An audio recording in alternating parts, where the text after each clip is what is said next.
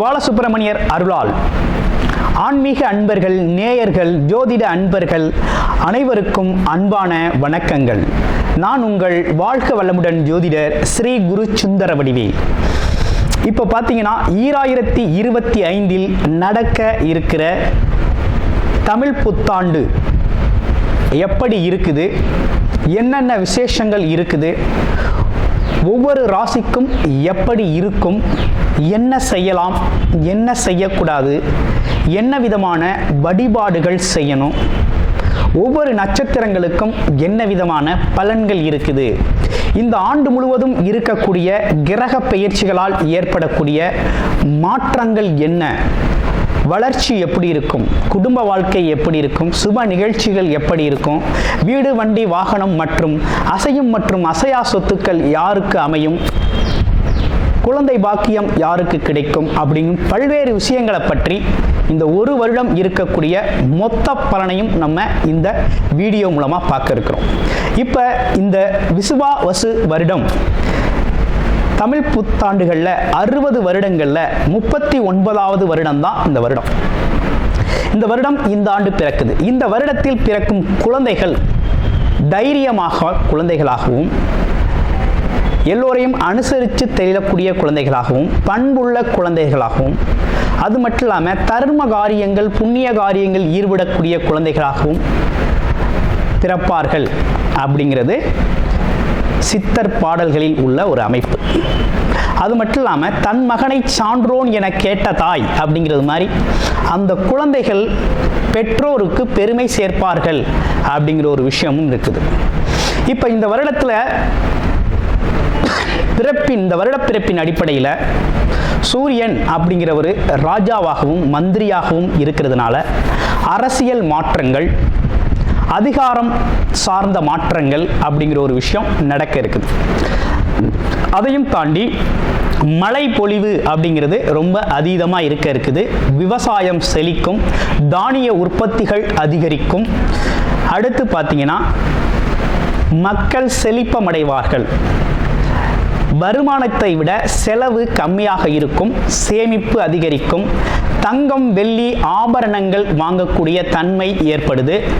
அது இல்லாமல் பார்த்தீங்கன்னா இந்த காலகட்டத்தில் பசுக்கள் உற்பத்தி அப்படிங்கிற ஒரு விஷயம் ரொம்ப நல்லா இருக்குது. அடுத்து பார்த்தீங்கன்னா மக்கள் மீது வரி அப்படிங்கிற ஒரு விஷயம் அதிகரிக்கக்கூடிய சூழ்நிலை அப்படிங்கிறதும் இருக்குது. ஆக மொத்தத்தில் இந்த விசுவாவசு வருடம் அப்படிங்கிறது மற்ற வருடங்களை விட இந்த வருடத்தில் மக்களின் வளர்ச்சி அப்படிங்கிறது நல்லா இருக்கு. திரைப்படத்துறை ரொம்ப நல்லா இருக்கு. பெண்களுக்கான வளர்ச்சி, பெண்களுக்கான திட்டங்கள் அப்படிங்கிற ஒரு விஷயத்தை அரசாங்கங்கள் அதற்கான முக்கியத்துவம் கொடுக்க இருக்கிறாங்க. அந்த வகையில் அவங்களோட தனி முன்னேற்றம் அப்படிங்கிறது இந்த காலகட்டத்தில், இந்த வருடத்தில் ரொம்ப அதிகமாக இருக்கக்கூடிய அமைப்பு இருக்கு.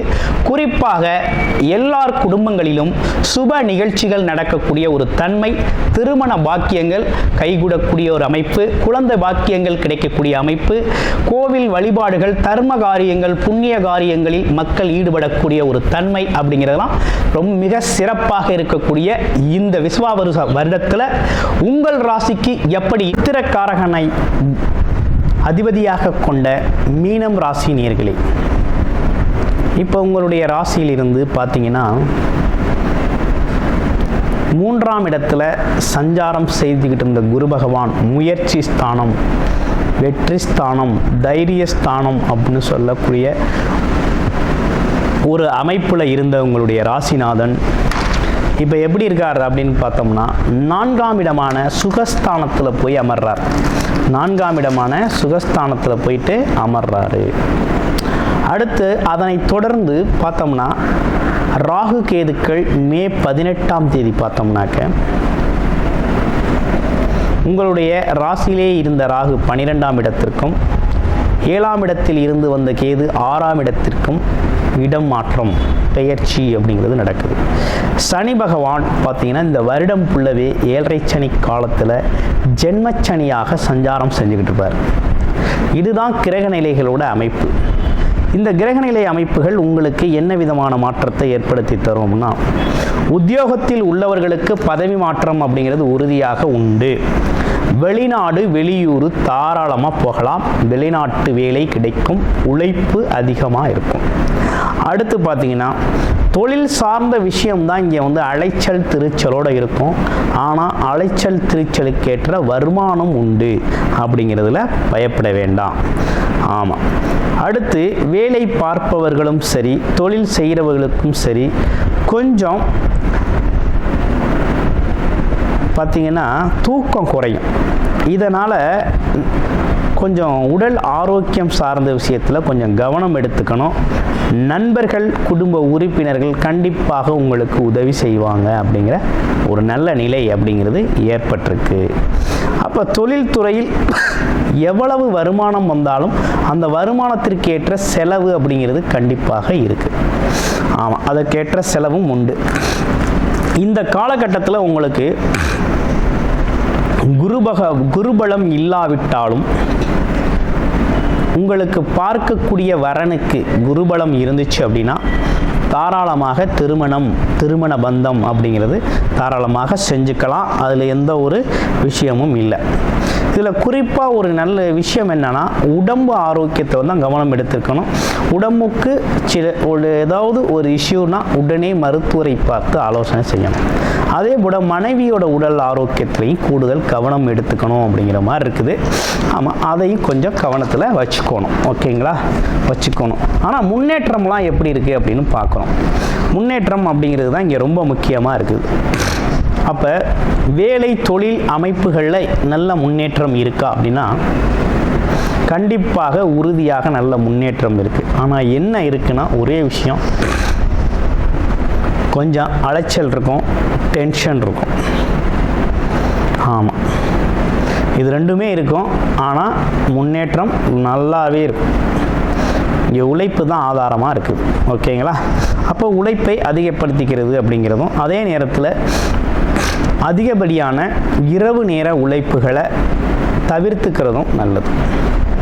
ஓகே, அடுத்து தொழில்துறை சம்மந்தப்பட்டவர்களுக்கெல்லாம் பார்த்தீங்கன்னா கொஞ்சம் தாமதமாக இருந்தாலும் மிகப்பெரிய லெவலில் வளர்ச்சி தரக்கூடிய ஒரு அமைப்பு அப்படிங்கிறது உருவாகிருக்கு. பூர்வ புண்ணிய ஸ்தானத்துலேருந்து உங்களுக்கு எல்லாமே நல்லபடியாக கிடைக்கும். அதை பற்றி நீங்கள் பயப்பட வேண்டாம். மாணவர்கள் அப்படிங்கிறவங்க கொஞ்சம் படிக்கணும், ரிஸ்க் எடுத்து நல்லா படித்தாதான் அந்த படிப்பு உழைப்புக்கேற்ற நல்ல மதிப்பெண் அப்படிங்கிறத பெற முடியும். அப்போ கண்டிப்பாக ரிஸ்க் எடுத்தே ஆகணும், முயற்சி எடுத்து படித்தே ஆகணும் அப்படிங்கிற ஒரு அமைப்பு அப்படிங்கிறது உருவாகிருக்கு. இதில் குறிப்பாக வெளிநாடு யோகம் அப்படிங்கிறது ரொம்ப சிறப்பாக இருக்குது. யாருக்கு அப்படின்னா மீனம் ராசி அன்பர்களுக்கு. இரண்டாவது, சொந்த தொழில் நல்லா இருக்குது. சொந்தமாக ஒரு வேலை தெரியும், அதை தொழிலாக கன்வர்ஷன் பண்ணணும் அப்படின்னா தாராளமாக பண்ணிக்கங்க. ஆரம்பத்தில் கொஞ்சம் வளர்ச்சி தாமதமாக இருந்தாலும் பிற்பகுதியில் மிகப்பெரிய நல்ல வளர்ச்சி அடையக்கூடிய அமைப்பு அப்படிங்கிறது தொழில் ரீதியாக மிகப்பெரிய முன்னேற்றத்தை சந்திக்கக்கூடியவர்களாக நீங்கள் இருக்கிறீங்க. அடுத்து கோர்ட்டு கேஸு வழக்கு இது சம்மந்தப்பட்ட விஷயம்லாம் கொஞ்சம் மாற்றம் அடையுது. திடீர் அதிர்ஷ்ட யோகங்கள் அப்படிங்கிறது உங்களுக்கு வந்து சேரும். கண்டிப்பாக உண்டு. திடீர் அதிர்ஷ்டங்கிறது கண்டிப்பாக உண்டு. அப்போ எப்பேற்பட்ட பிரச்சனைகளுக்கும் தீர்வாக குரு பகவான் இந்த வருஷம் உங்களுக்கு கொடுக்குறார். பல்வேறு வகையில் தீர்வை கொடுக்குறார். அப்போ எல்லாமே சுபமாக நடக்கக்கூடிய ஒரு அமைப்பு அப்படிங்கிறது மீனம் ராசிக்கு ரொம்ப அருமையாகவே அமைஞ்சிருக்கு. இந்த கோச்சார நிலைகளில் இருக்கக்கூடிய கிரக மாற்றங்கள். அப்போ இந்த வருடம் விசுவாவசு வருடம் எந்த அளவுக்கு மாற்றம் இருக்குது, முன்னேற்றம் இருக்கும் அப்படின்னா ஜென்மச்சனியாக இருக்கிறது அப்படிங்கிறது ஒரு விதத்தில் எப்படி இருக்குது அப்படின்னா உழைப்பை அடிப்படை ஆதாரமாக எடுக்கணுங்கிற மாதிரி இருக்குது.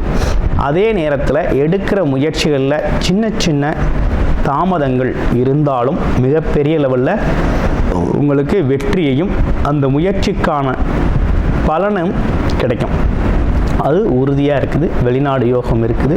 தொழில் சார்ந்த முதலீடுகள், தொழில் சார்ந்த முயற்சிகள் அலைச்சல் திருச்சலாக இருந்தாலும் மிகப்பெரிய லெவலில் வளர்ச்சி அடையும் அப்படிங்கிறது நன்றாகவே இருக்குது.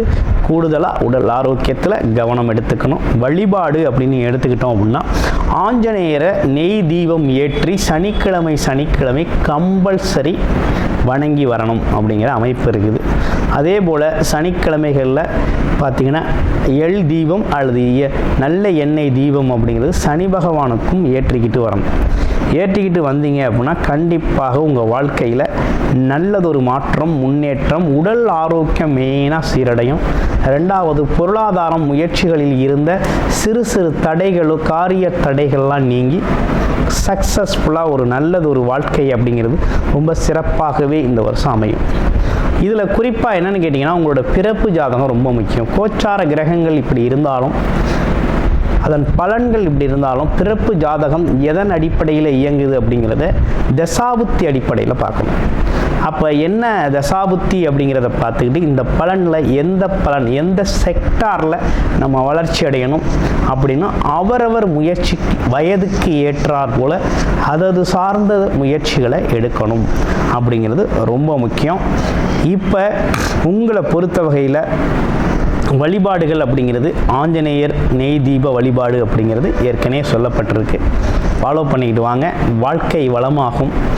இந்த இனிய விசுவாவசு வருட தமிழ் புத்தாண்டு நல்வாழ்த்துக்கள். நன்றி, வணக்கம். கூடுதல் தகவலாக நேயர்களின் விருப்பத்திற்கிணங்க நமது ஸ்ரீ பாலசுப்பிரமணியர் ஆலயத்தில் அனைத்து விதமான சகல விதமான தோஷங்களும் நிவர்த்தி அடைய பரிகார பூஜைகள் தொடர்ச்சியாக நடக்க இருக்குது.